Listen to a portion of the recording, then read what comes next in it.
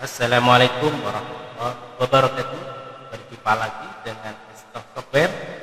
Kali ini kita akan membahas versi Tumbas series yang stok series. Ini akan ada beberapa varian yang ada di program Tumbas series. Ya, kita akan mengulas apa itu fitur apa yang ada di Tumbas stok series. Nanti bisa dicek di website kita. Ini kita lanjut, kita akan buka programnya, silakan diinstal. Nanti tampilannya kurang lebih seperti ini. Jadi nanti ada menu barang, ada data lokasi. Data lokasi ini nanti berisi ya multi lokasi, bisa barang tersebut ada di lokasi mana aja. Jadi dalam satu usaha mungkin lokasinya ada beberapa, ada toko, ada gudang, itu bisa. Nanti ada namanya data departemen. Data departemen itu pengelompokan barangnya, baku atau apa, baby atau aksesoris dan segala macam, nanti bisa diatur sesuai jenis usahanya. Terus masternya ada di sini, data barang. Jadi semuanya nanti mengontrolnya dari data barang. Ini masternya, ini yang harus. Jadi nanti ada tampilannya seperti ini. Jadi nanti bisa aja dibuat. Kita contohkan aja untuk membuat masternya. Contohnya kita mau membuat produknya itu sembako. Ini kalau minimarket, minimarket. Jadi nanti kode barang sudah akan dibuatkan seperti ini. Barcode juga sudah dibuatkan otomatis. Tapi kalau produk itu ada barcode-nya, jadi ada produk-produk yang dari pabrikan itu sudah bawa barcode, bisa di scan di sini, taruh di sini. Nanti fokus di nama barangnya, contohnya itu minyak goreng 2 liter seperti ini. Nanti ini stok, satuan jualnya apa, satuan paling kecil dalam menjual sama is. Nanti ada lagi di bawahnya mungkin kelipatannya, grosirnya bisa dus, satu dus berapa di sini, contohnya 6 gitu. 6, ya sudah, tinggal kalau ada lagi mungkin bisa kita menyediakan sampai 4 kelipat ke bawah. Semakin ke bawah biasanya jumlahnya semakin banyak, harganya lebih murah. Contohnya kalau ini 35 contoh, ini mungkin bisa lebih turun lagi 200. Ini model namanya konsep grosir, nanti bisa diisi yang lainnya. Jadi kolom-kolom lainnya bisa diusul. Harga beli nanti otomatis akan terisi kalau ada pembelian. Jadi harganya nanti akan bisa update pada harga beli terakhir dan harga. Ini master barang, ini tidak boleh salah. Kalau ini salah, semua transaksi beli, kirim, jual nanti akan berpengaruh. Karena ini yang menentukan master. Oke, di barang tadi ada lokasi, departemen, data barang. Masternya ini ada lagi menu namanya bahan baku. Jadi nanti bisa diolah, setting. Jadi setiap beli barang A akan motong stok B atau C. Biasanya ini contoh kalau kita konter itu biasanya jual buka akan motong depositnya, berapa depositnya, atau bisa jadi ada bonus beli barang ini, bonus motong stok barang apa gitu. Ini nanti ada di settingan, bisa dicoba. Terus ada lagi namanya kartu stok. Nah, kalau kartu stok ini history stok. Ini semua versi Tumbas, versi yang sudah sampai Android ada history stok. Jadi mulai tanggal berapa sampai tanggal berapa, lokasinya di mana yang mau dicek di barang itu. Nah, contoh kita punya produk satu yang baru kita buat tadi, stoknya belum, karena belum transaksi ya belum ada. Nanti ada seperti ini tampilannya. Jadi tanggal ini ada masuk, itu masuk, kredit keluar, saldo itu sisa stok. Ini lokasi toko, nanti dilihat lagi kalau ada punya 2 lokasi, jadi akan tertrace, dia akan bisa ditelusuri kemana stok barang. Dan lainnya lagi, nanti daftar persediaan ini nanti hubungannya dengan aset, kekayaan tokonya atau usahanya. Nanti jadi review ini berapa asetnya. Aset itu stok yang masih ada dikali harga modalnya berapa, itu persediaan. Jadi kalau mencari kekayaan produknya ada di daftar pekerjaan aset. Nanti ada juga namanya daftar stok. Stoknya dicek, ini laporan cobain bukain. Stok per lokasi, semua lokasi bisa. Atau mutasi stok, satu bulan ini keluar berapa barang.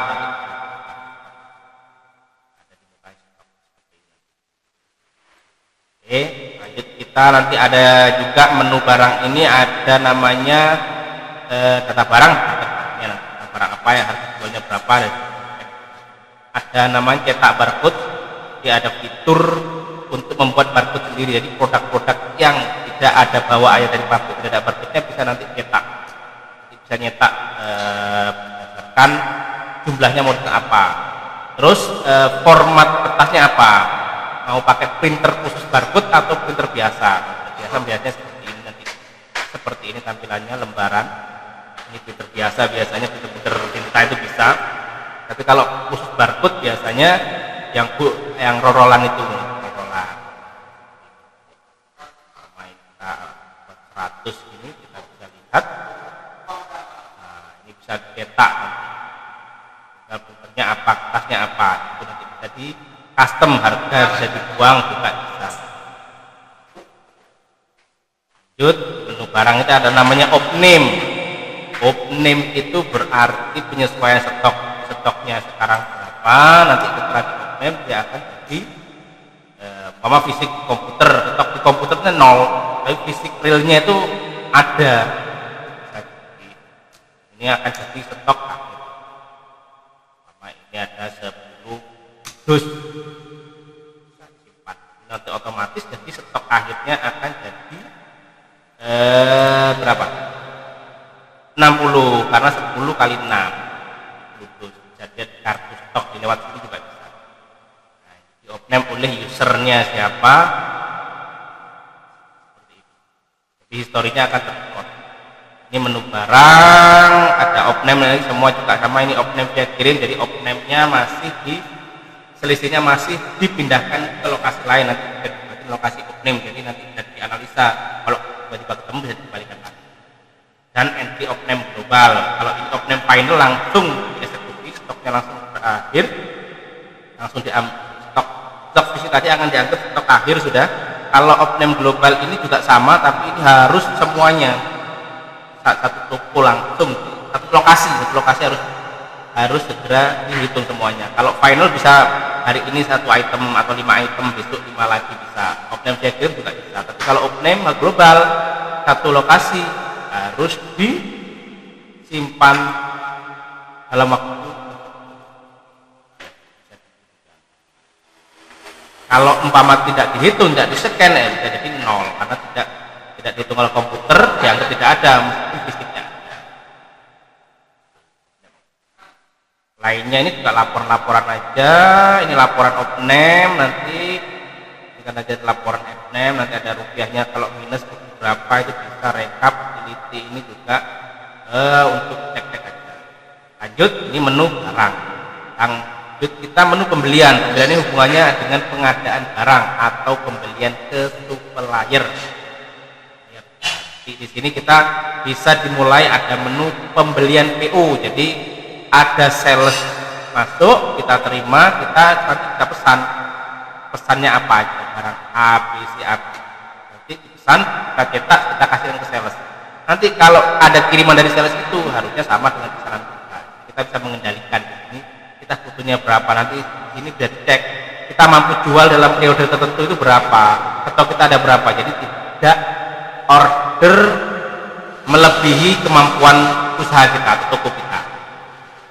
Fungsinya PO itu. Lanjut, setelah PO masuk ke faktur beli. Faktur beli ini berarti setelah ada barang datang, ya entah dari PO yang tadi atau memang langsung ada beli, masukkan ke sini nanti suppliernya siapa, harganya berapa, nanti supplier bisa diisi, tinggal diketik aja di sini. Nah, caranya tinggal ketik aja namanya, di enter. Seperti ini, minyak goreng. Nah, ini jumlahnya berapa, mau apa pengadaannya, umpama kita pengadaan 20 dus, nah, per dusnya dapat harga berapa, umpama per dusnya 1.000 290 karena harga itu kan 200. Contohnya gini, 8.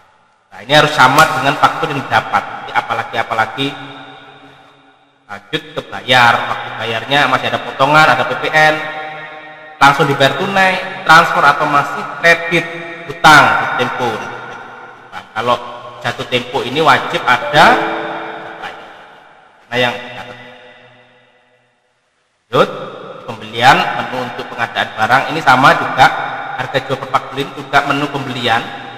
Bedanya dia sudah di sini ada fitur untuk menentukan harga jualnya mau dikasih berapa. Dari harga beli tadi umpama langsung harga jual validasi, jadi tidak usah ganti lagi data barang harga sekali kerja. Kalau faktur kita tadi cuma menentukan harga kerja, simpan, stok masuk, harga jual. Lanjut di sini lainnya nih ada retur. Ini kalau ada kesalahan waktu nyimpen faktur beli tadi, program tumbas semuanya tumbas, tidak ada fitur untuk mengkoreksi. Tidak kita sediakan fitur untuk mengoreksi faktur yang salah sedikit tidak bisa, adanya kita retur atau pembatalan. Nanti kita retur beli dalam melakukan retur. Jadi nanti ada histori, kalau ada pertanyaan ini kenapa, historinya tidak hilang, faktur itu tidak hilang, cuma kita membuat pembanding returnya. Kata supplier dan supplier, laporan beli ya laporan yang tadi itu, laporan pembelian ya laporan pembelian. Ini ada kartu hutang kalau pembeliannya masih dalam posisi hutang, nanti ada namanya daftar hutang, ini laporan bayar hutang. Ada di sini menu, belum dimunculkan, nanti dimunculkan bayar hutang. Ini kalau sudah waktunya bayar hutang, ya nanti daftar hutangnya juga akan Kita lanjut ke penjualan. Kita lompati dulu yang penting. Kita lanjut ke penjualan. Penjualan ini ya kebalikannya dari pembelian. Kalau pengembalian pengadaan, kalau penjualan ya penukaran.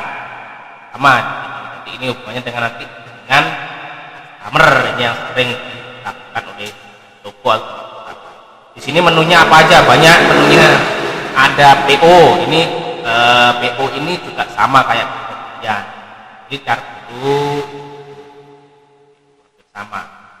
Hubungannya sama. Biasanya customer masih pesan belum kirim atau belum bayar.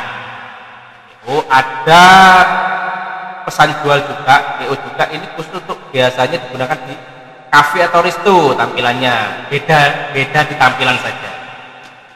Kalau produknya resto karena sedikit kita buatin blok-blok agar kelihatan besar.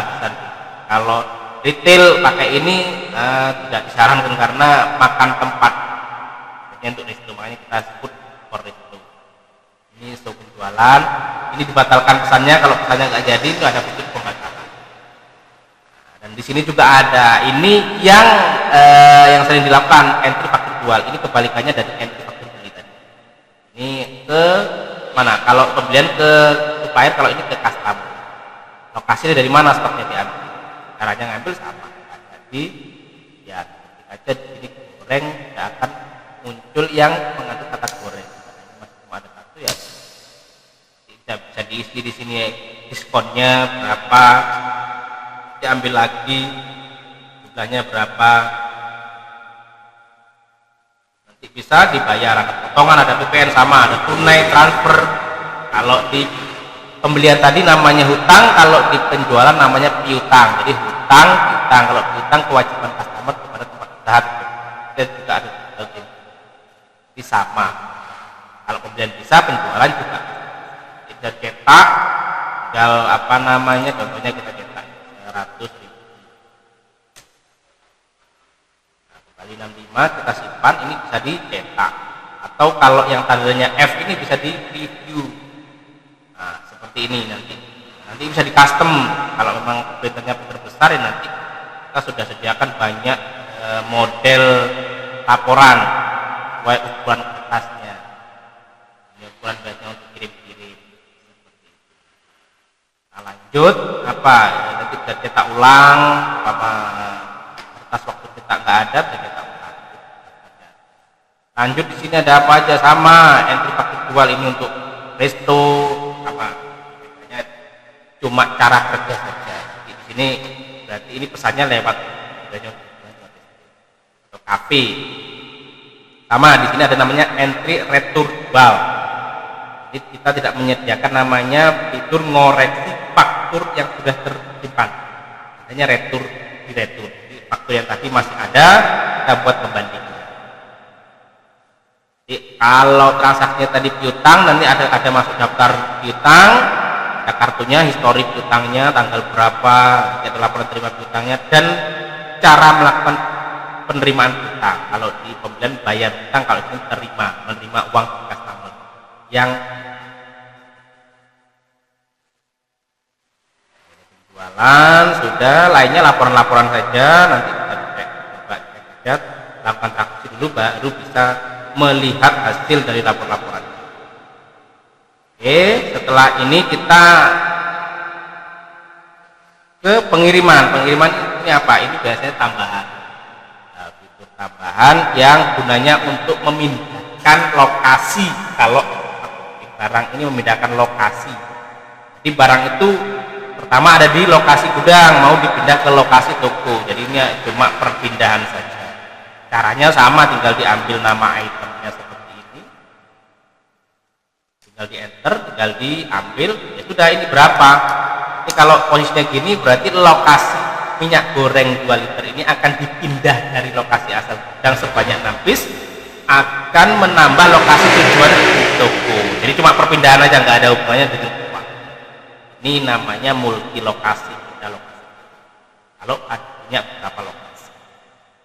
Lagi di sini faktur prepaid. Prepaid itu biasanya digunakan untuk mengeluarkan produk, biasanya untuk dipakai sendiri atau apa ya?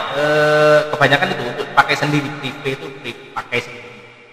Untuk usahanya, umpama kalau kita jualannya itu ada namanya jualan sapu gitu, mau diambil untuk inventaris sendiri atau alat tulis, nah, jadi nanti tidak lewat penjualan, ini langsung otomatis di prepay, akan juga mengurangi. Ada namanya produksi ini fitur yang digunakan untuk merubah produk apa jadi produk apa. Kalau contoh kita bahan kue itu ada umpama di sini di atas ini bahan bakunya mentega 1 tak, mau dijadikan barang jadinya apa, per 1 kiloan, per setengah kiloan, dapat modalnya berapa. Jadi modal dari sak itu akan dikonversi ke satuan detik. Itu contoh yang sering. Atau kalau gula, biasanya beli gula sak-sakan, punya gula nanti akan dijadikan setengah kilo, 1 kilo, seperempat, nanti akan pos-posnya bisa dibagi. 1 kilo dapat berapa modalnya dari barang baku, harus sama, brand total atas dan brand total bawah harus sama. Tinggal nanti kalau brand total branded ini tinggal baginya nanti sesuai dengan.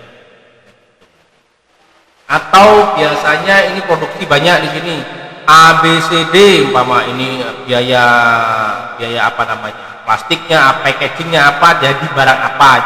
Atau ini bisa digunakan untuk kalau bulan berpuasa, ada namanya apa, paket-paket. Nah, itu bisa. Barangnya ABC jadi paket A, barangnya ABCD paket B, jadi nanti harus sama. Ini fungsinya produksi. Oke, lanjut. Setelah produksi, lainnya cuma laporan. Ini laporan bikin barang, laporan PP dari asuransi, laporan produksi. Setelah ini semua bisa jalan, nanti kita bisa lihat di kas. Kas ini fungsinya apa? Di entry kas ini fungsinya untuk pengeluaran uang. Nah, dengan uang biasanya non produk itu apa? Kayak gaji atau apa namanya, setor ke bank, atau banyak yang non produk. Jadi kalau beli produk pasti harus pembelian. Kalau ada pemasukan uang ya penjualan, tapi ini kas ini biasanya untuk pengeluaran non produk, ya bayar gaji, beli apa namanya alat inventaris atau apa yang tidak ada di toko. Keluar dari mana? Ya, ini bisa dipilih nanti dari kas atau dari bank. Kalau kas itu uang kas, uang cash. Kalau bank nanti uang virtual. Untuk apa nanti bisa di sini, nanti bisa kita buatkan untuk biaya gaji, biaya listrik, dan macam-macam. Untuk kas atau kas. Ada apa lagi di sini? Data bank, nanti kita daftarkan kita punya bank apa aja toko ini, Bank Mandiri, Bank BCA dan lainnya, OVO, GoPay bisa di record. Nah, ada laporan kas keluar. Nah, ini juga ada namanya kartu, jadi nanti history semua transaksi tadi, mulai dari pembelian, penjualan itu yang hubungannya dengan keuangan, dia akan masuk ke ini penjualan masuk kas, karena tadi penjualannya dibayar kas, bayar cash. Nanti kalau bank ya tinggal pilih bank. Jadi historinya ini mirip dengan kartu stok. Kalau kartu stok itu histori stok barang, kalau kas itu stok atau histori keuangan, bisa uang cash atau bank. Dan di sini ada laba non akuntansi. Kenapa non akuntansi? Karena nggak ada fitur akuntansinya untuk program stock series ini. Nanti kalau yang ada di program atasnya yang animate, nanti sudah kelihatan di sini meskipun nggak ada sudah kelihatan keuntungannya berapa, ada potongan atau ada biaya-biaya, nanti rugi labanya kurang lebih berapa. Seperti itu. Ini sudah ending dari laporan stok. Kalau menu utility ini hubungannya dengan setting-setting ini biasanya dipandu oleh tim stok nanti. Karena ini settingan program, ada data bulanan, kalau bulan otomatis keluar, perbaiki data apabila datanya itu nggak sinkron, biar dihitung ulang sama program. Atau punya backup, ya backup ini sebenarnya sudah bisa setting. Tiap jam ada backupnya, ada settingannya di sini. Jadi nanti tiap jam ini ada settingan di sini di kanan bawah ini ada otomatis backup. Jadi kalau dicentang sama backup, mau backupnya dilarikan kemana, usahakan di penyimpanan yang berbeda. Ini ada namanya, kalau backup di sini berarti backup ada restore, membangun data, repair database apabila databasenya ada masalah, biasanya kita bantu repair. Ataukah user ini keuangan, ya, seperti ini. Hari ini user T ada apa-apa, atau kas user namanya pendapatan total dari semuanya ini ada transaksi ini tulis bisa dicetak. Terus apalagi ini setting program ya, setting nama apa gitu. Ini biasanya dipandu oleh tim stock, nggak boleh asal, karena kalau asal ya tidak pas. Jadi user operator itu nyeting user ini boleh apa di sini bisa. Kalau kasir apa yang ditentang, apa ini pasti apa aja yang muncul. Kalau kasir kan lebih simple di seropat. Jadi kalau umpama dikasihkan ke kasir, nanti kita lebih aman. Kalau kasir nggak boleh ini. Setting menu ya ini untuk dan ini. Oke, sampai di sini untuk sekilas pengetahuan tentang tumbas stock series. Apabila masih ada yang bingung atau ingin mencoba, bisa trial, nanti bisa dilihat di sini, bisa trial nanti silakan ikuti instruksinya. Kalau tidak bisa menginstal, kita bisa bantu install trial. Jadi untuk mencoba-nyoba sebelum benar-benar nanti digunakan. Sekian video kali ini, semoga bermanfaat. Apabila ada yang masih bingung, bisa menghubungi tim Esto Software. Terima kasih. Salam TTN.